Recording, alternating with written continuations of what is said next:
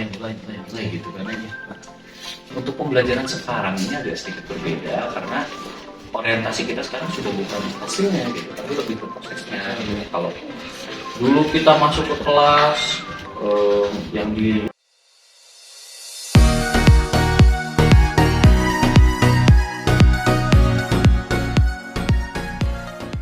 Assalamualaikum warahmatullahi wabarakatuh. Welcome to podcast.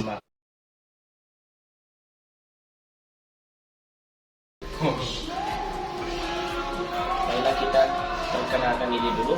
Perkenalkan, nama saya Yani Setiawan dan di sebelah saya ada rekan saya yang bernama bisa menyapa kalian di podcast Makmud. Episode kali ini sangat menarik ya, karena kita mengundang guru terfavorit di SMK Negeri 2 Klaten. Boleh kalau mau perkenalkan diri dulu. Oke, perkenalkan nama saya Rizky, saya guru bahasa Inggris di sana. Kita lanjutkan dengan pertanyaan berikutnya, Pak. Oke. Menurut Bapak pribadi, bagaimana kondisi pendidikan di sekolah kita? Kalau kita berbicara tentang kondisi pendidikan di sekolah kita saat ini ya, sebetulnya trennya pendidikan itu sedang menanjak jadi bagus gitu. Jadi bagus. Kita sedang berubah paradigma. Kalau misalkan teman-teman dulu itu kan belajar, tahunnya tuh kan belajar masuk kelas, belajar mata pelajaran, terus di situ yang dikejar nilai gitu kan aja. Nah, untuk pembelajaran sekarang ini agak sedikit berbeda karena orientasi kita sekarang sudah bukan hasilnya gitu, tapi lebih ke prosesnya. Kalau dulu kita masuk ke kelas yang dilihat nilai, kalau sekarang teman-teman semua masuk ke kelas, terus apa yang bisa dilakukan di situ? Sekarang itu pendidikan berorientasi kan pada murid ya. Jadi kira-kira kalau misalkan nih kalian belajar sudah tidak dipaksa untuk belajar mata pelajaran yang disediakan sekolah dan harus nilainya bagus. Gitu. Kalau dulu kan gitu ya. Kalau sekarang lebih ke bagaimana teman-teman itu membangun attitude-nya, jadi bagus atau enggak. Itu inti pembelajaran sekarang itu. Bagaimana bisa menggali potensinya. Kalau kita berkaca pada sistem kurikulum merdeka sekarang, di mana kan kalau pembelajaran itu orientasinya bagaimana siswa menjadi beriman, bertakwa kepada Tuhan Yang Maha Esa, berbudi pekerti, terus punya kemampuan untuk bergotong royong, bagaimana bisa hidup mandiri, memiliki critical thinking gitu ya, berpikiran kritis gitu ya, bernalar kritis, terus bisa menerima perbedaan gitu ya, dengan kebinekaan kita Indonesia ini kan macam-macam gitu, intinya itu.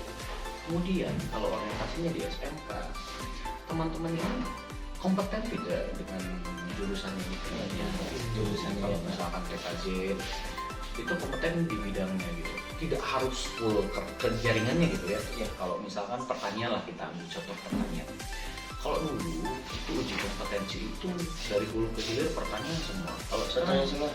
Kalau sekarang jurusan pertanian bisa memilih mau ahli di bidang apa, mau di pertanian konvensionalnya, mau hidroponik misal gitu ya, mikrobiologinya, atau yang suka teknik-teknik bisa jadi teknisi greenhouse malah gitu. Jadi tidak selalu harus canggul gitu ya. Sekarang pembelajaran lebih variatif sesuai dengan bakat minat dan keahlian. Jadi lebih berpihak kepada lebih bagus. Oke Pak, dilanjutkan pertanyaan berikutnya. Boleh. Apa saja yang menjadi faktor penghambat pendidikan kita saat ini? Sebetulnya yang menjadi faktor itu banyak ya.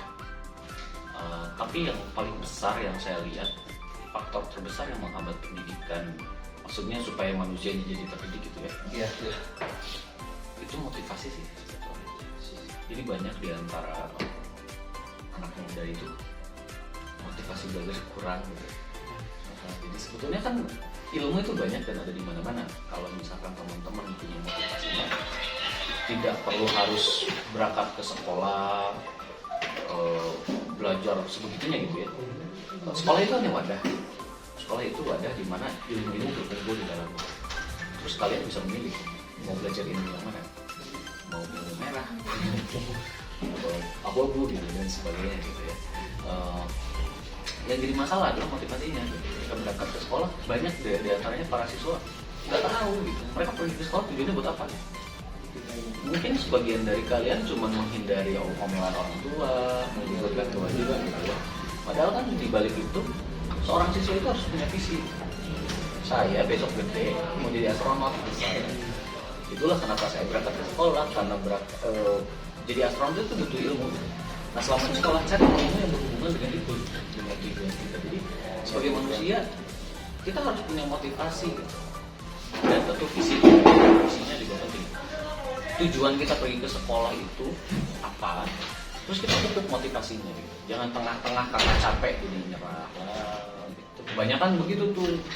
Belajar itu kan memang melelahkan gitu, dan kalau kita mampu bertahan dengan itu ya kita tinggal nanti memanen hasilnya gitu. Cuman kebanyakan belum sempat dipanen sudah menyerah duluan.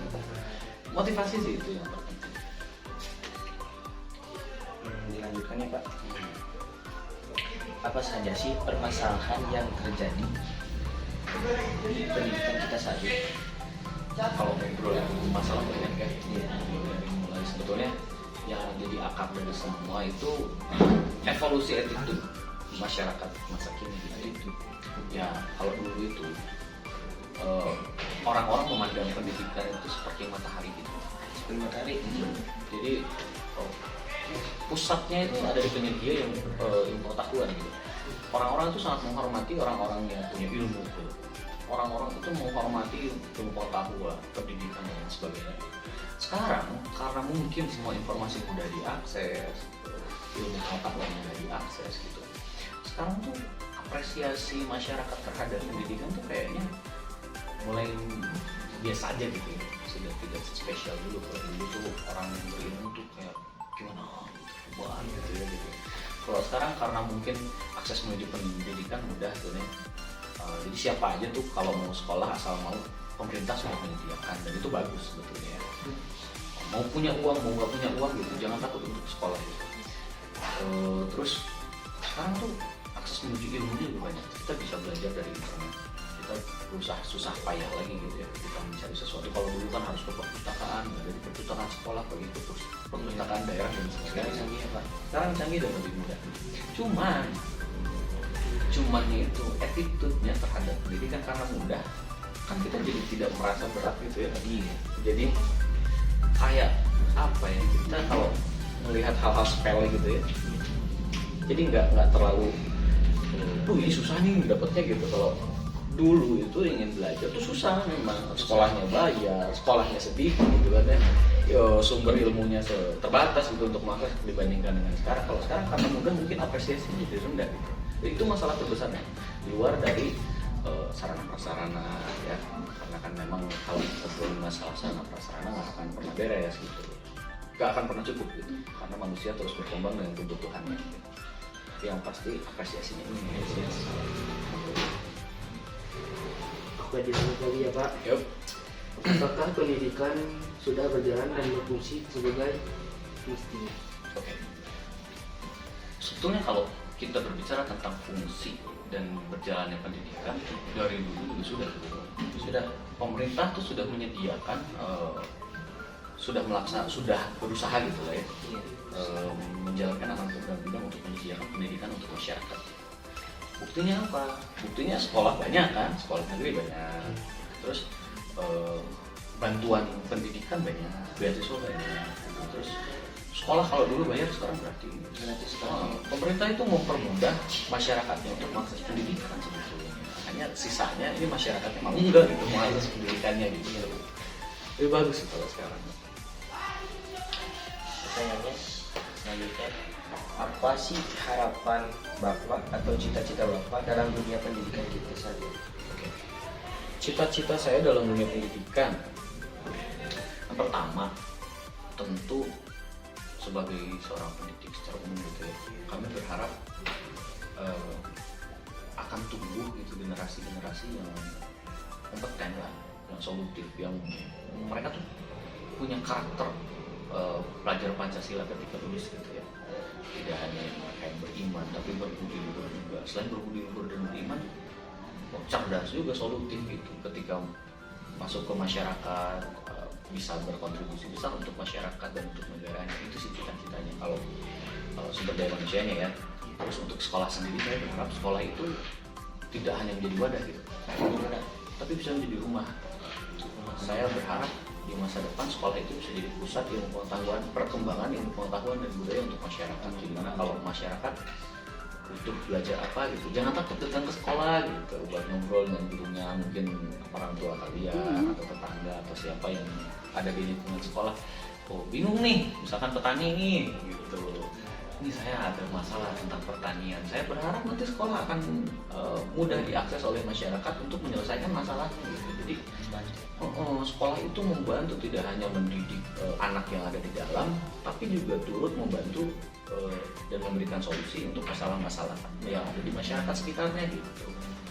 Terus saya sih berharap secara umum gitu ya, orang-orang itu bisa kembali mengapresiasi pendidikan dengan lebih baik gitu ya, sehingga nanti masyarakat bisa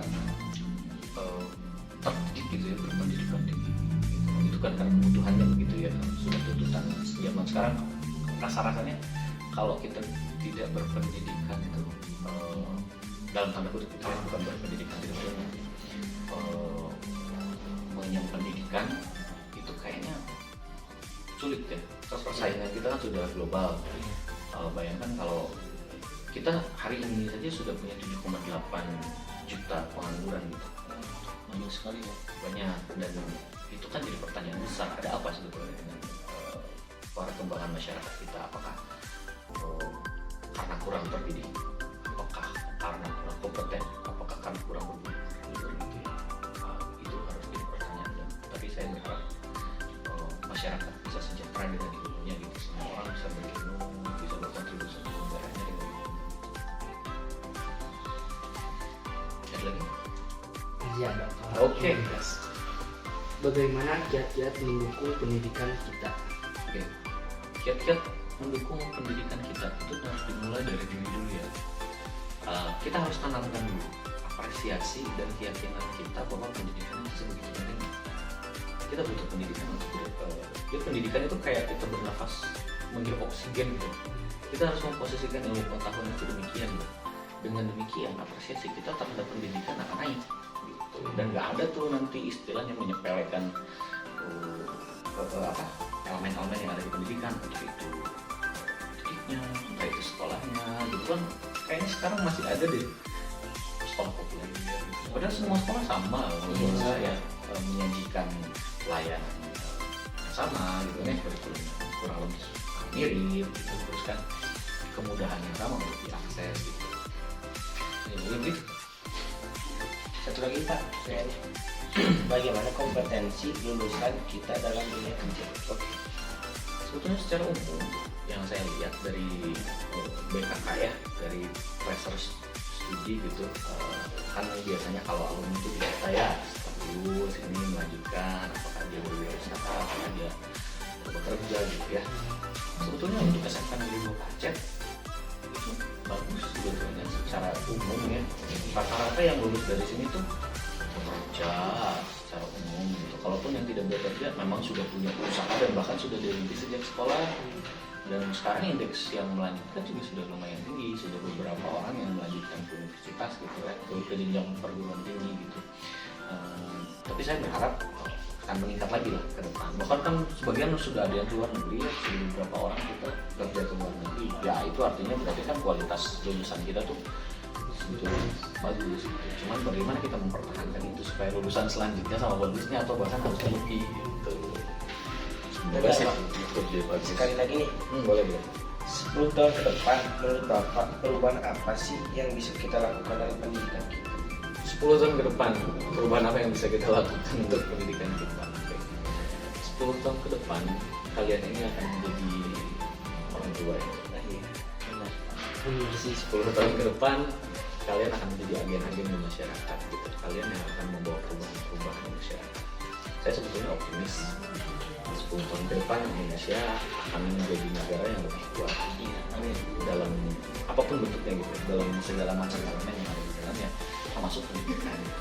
Pendidikan 10 tahun akan datang kalau saya lihat dari perkembangannya. Sekarang itu pemerintah luar biasa ya, mengembangkan berbagai program yang berorientasi dalam bagaimana nih memberikan pelayanan pendidikan prima terhadap masyarakat.